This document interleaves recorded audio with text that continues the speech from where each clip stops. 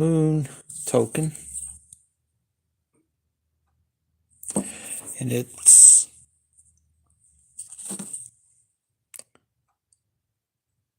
Apollo 11 mission. It's a hefty piece of brass, copper or bronze. I'm not sure its makeup, but I got it for nothing. This is one of the better looking one of these I've seen. It's a United States Mint.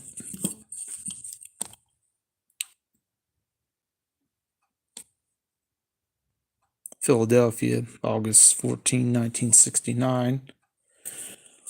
I have a couple of these. This one's probably the best looking one in terms of no toning and no scratches to speak of. All right, moving along a little bit. Found this $20 star note. Unfortunately, it's fairly common, so this one can go back into circulation. No problems. It's not in good enough shape. Otherwise, if it was rare, it might have some value, but this $5 star note is a little less common than this one. Total print run is 640,000, so it's not going to be worth much. And in this condition, I'd probably say just send it back to circulation. This one's a neat serial number, 5 zeros on it. Had the 7-4 been 2 more zeros, this would be pretty interesting. It'd be a binary note, and what they call a $1 million bill, although not worth $1 million. And there's 3 sevens on that one, which is kind of neat. This one's won't often be in a binary. That 7 been a 1 or a 9. It is kind of a bookender, 9-10 at the front and 9-10 at the back, but I don't think that'll make it worth anything to speak of. This one's also one number off of being binary. Let's get to some coins I got. This Latvian coin is barely circulated. I'll show you.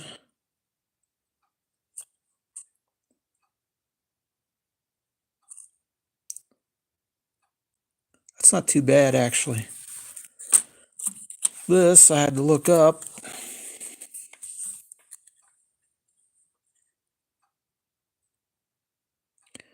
This is from Pakistan now. It was under British rule until 47.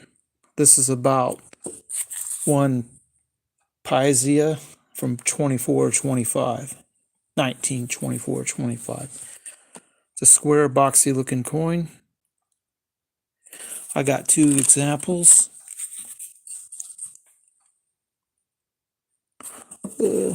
About the same kind of condition, give or take. Now, I did buy this, and this is interesting, because that piece, as far as I can tell, is on the coin. I might have to take it out of this holder and check that it's not glued on or something. If it's not, that's a die crack. And I got it for $1.50. It could be potentially worth more. That's the only way these copper nickel Ikes will ever be worth anything, is if there's some kind of die error to it, which I think that might be. Now, this 1902 Barber $half, $14. It's a bit over melt. I'm not sure I have or had this before getting it. Again, with these kind of staples, they stick up and they get pulled out just a little. They could potentially scratch coins. Well, this one's already worn, but if it was less worn, you wouldn't want to scratch it.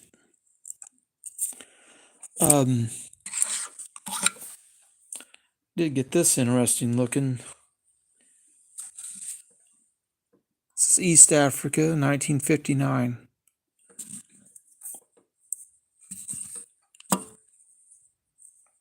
And we'll turn it this way with the crown on top. This is Queen Elizabeth II, 1 cent. Not exactly sure why they made it with a hole in the middle, but they do that. Now, this is just a random world coin. I like the palm trees on it. I think it is from Pakistan, India, something. Not sure exactly. I didn't look it up because it wasn't that valuable. I think it's made out of aluminum.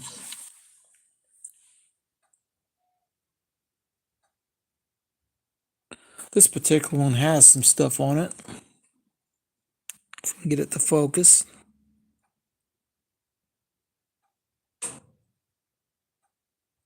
$19.99.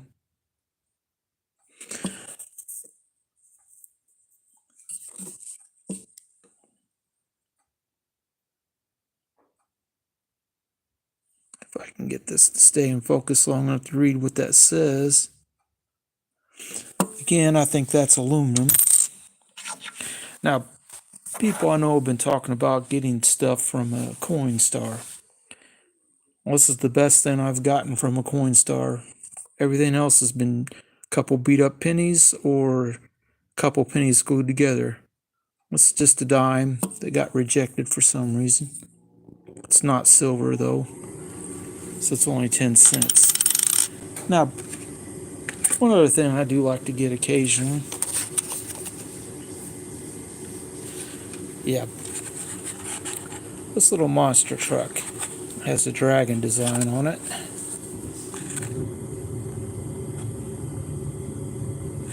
It's kind of neat looking, and I got it at Dollar Tree, so it's going to come out of this box. And I don't think this thing will be collectible ever, just because they make a lot of them, I assume. But now you can see it a little better. I think this is, most of it's plastic anyway. It's a Dollar Tree thing, so made in China, so it's probably never going to be worth much. But I do think the dragon design looks pretty neat on this. And being that it's from Dollar Tree, it doesn't cost very much.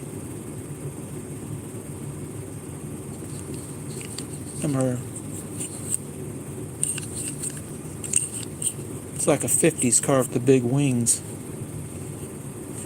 But I mean, it's supposed to represent a dragon, so it should have something like that. Now, this was kind of interesting. A little wooden token for one trolley ride.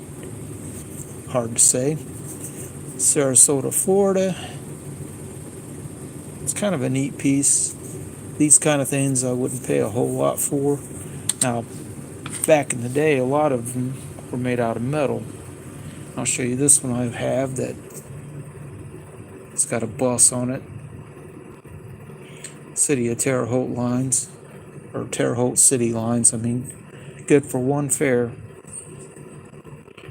They don't use these anymore. It's kind of cool when they used to, though. But, yep. Out of all this stuff, this is one of the more interesting pieces of them. Man's first landing on the moon. July 20, 1969. This, by the way, didn't cost me any money. The coin dealer just gave it to me.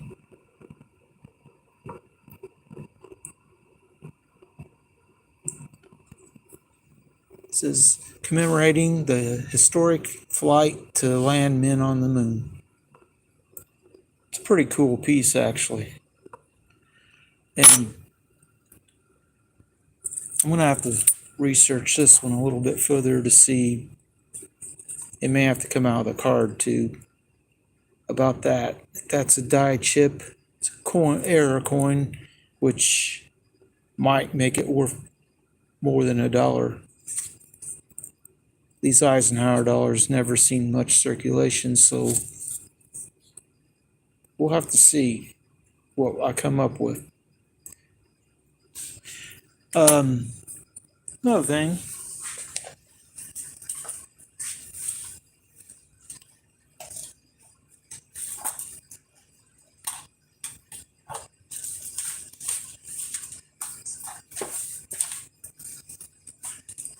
Let's just see if I have a 1902 half dollar in this box.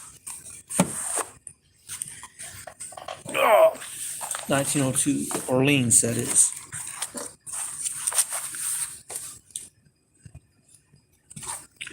First one in it is 1893 Orleans.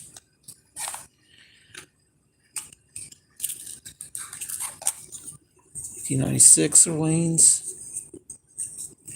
1898 says Wico. The reason why it says that is the back is almost totally worn off. But let's see if I have a 1902 in here or not. 1899, 1900, 1901 Orleans, and then 1903. So turns out I didn't have a 1902. So that's going to go into my box along with these other ones. Put these back in order. Put them back in the box.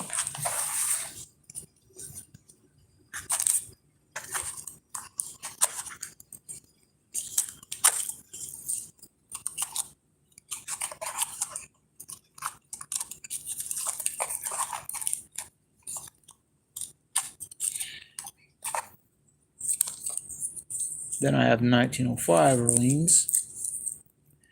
And yeah, I need to stamp them staples. Don't feel like doing it right now, but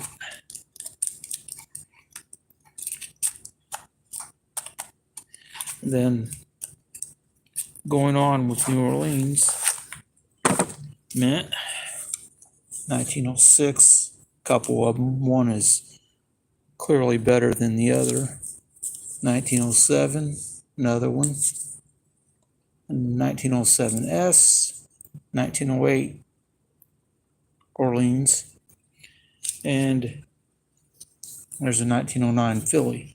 1909 is the last year the Orleans Mint made any coins for circulation or anything. It is now part of the Jazz Museum, which you can visit. Probably costs a little bit to get in, but I don't know what it would cost to get in it.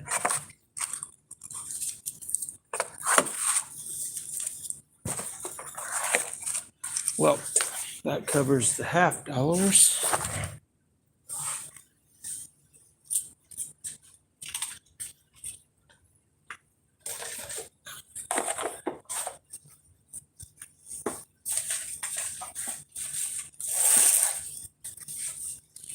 I'm going to talk about something my coin dealer had today when I went there.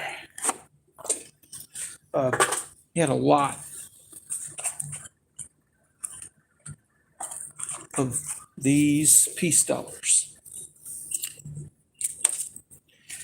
And by that, what I mean by a lot, I mean the 34, like this one, 34S, another one, and then 35.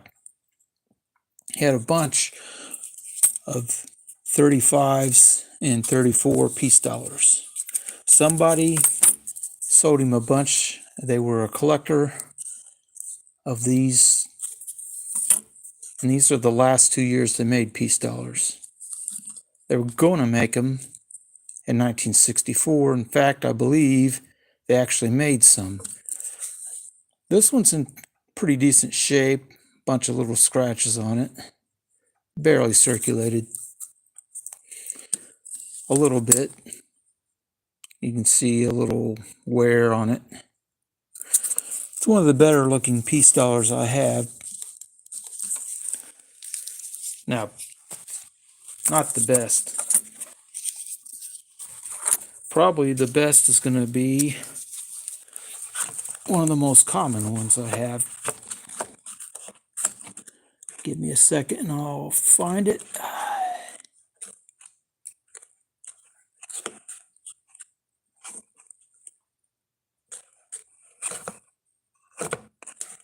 Where is that thing? Is this it? No, I don't think that's it. Well,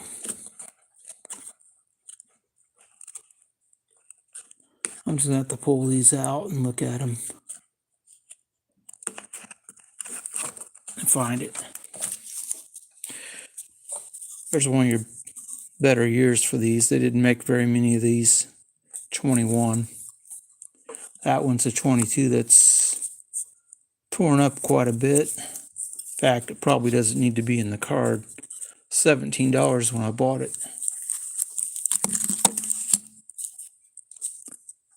Here it is. This 23. Watch the mint luster on this. It's $19 when I bought it. Silver was down quite a bit from where it is today. But this isn't a bad looking coin at all. When they have that much mint luster on them. You can see how it spirals around the coin. There are some scratches on it, but that's unavoidable with the way they handled these. The mint didn't handle them with kid gloves, put it that way. And 1922 and 23, they made a lot of them. But 1921, they only struck them in December. What they made a lot of in 1921, though, are Morgan dollars. It's a D and an S. I got them for pretty good prices for this $21. So today it'd probably be 30 something or 29 maybe. But they made the D and S on that, both of them are over 20 million. Hello, Kansas kid, how you doing? And the 1921 Philadelphia Morgan dollar, they made a ton of. I think you're going to like that. I know you dig the Orleans Mint. But I do like how that looks, even though it is worn. Of course, these, they're uncirculated. The price is way up there. And then I got to research this Ike dollar. That looks like some sort of die chip crack something. Someone wrote Mo on the neck, but that's certainly not what it is, and that's not supposed to be on the coin. So I have to research that one a bit. Anyway, I think I'm going to have to get on out of here, and I hope that everyone has a good night. And we got a big snowstorm coming. We may get a lot of snow, and we might not get much at all. They're notoriously bad at predicting this stuff. They'll say sometimes you're going to get 8-10 inches of snow, and you don't get but a dusting. Well, definitely an error. Thanks, Kansas Kid. I certainly think it is. Now, whether or not it's worth anything, that's another question. I don't know how many error coins are in these Ike dollars. But I mean, obviously that little bump there ain't supposed to be there. I don't think I have another Ike dollar sitting out here on the table. I can get some though. Hold on.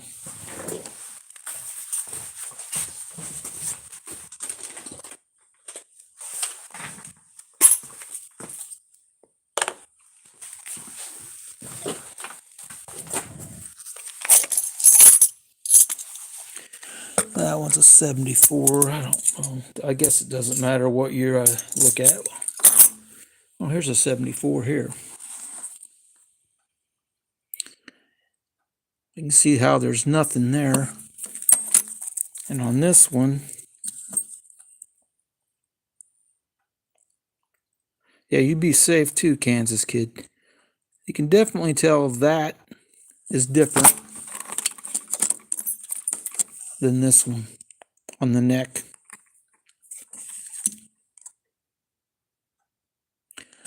This one has probably been slightly polished. It's pretty shiny, almost like a proof, and I don't think these normally were that way. Heck, I forgot. I got this one from the bank just a couple days ago, and it was buried on my table. It's a bicentennial one. Not too much circulation.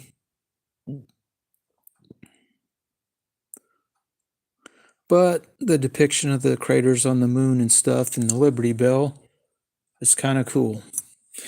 Anyway, I'm trying to get enough of these to fill this American Silver Eagle tube. And this is the ones I had in the tube, so I've got quite a few of them.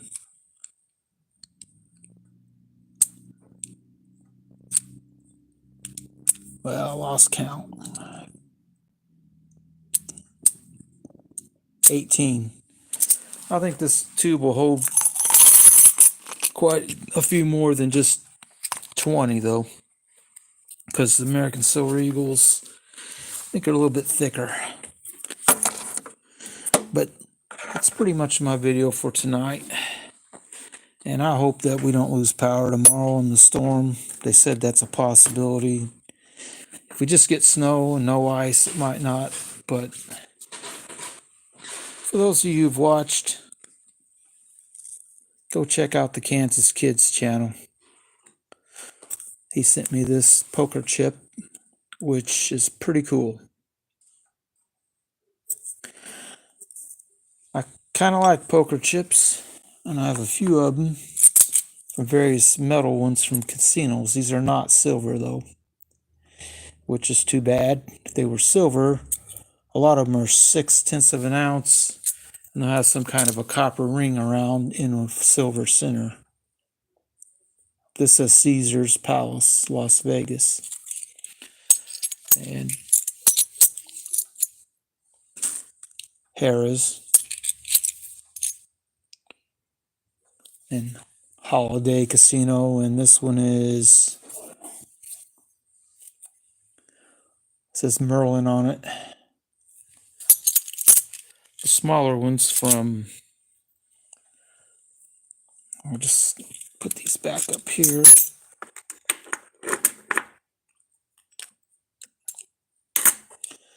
Then let you read this.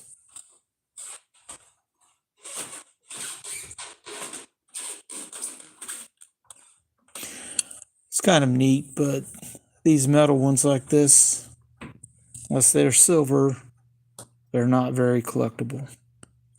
Now, there might be some from certain casinos that aren't silver that are collectible, but none of those are. Well, I hope you all have a good night and be safe in this big storm. It's going to affect a lot of people. And we'll see you next time.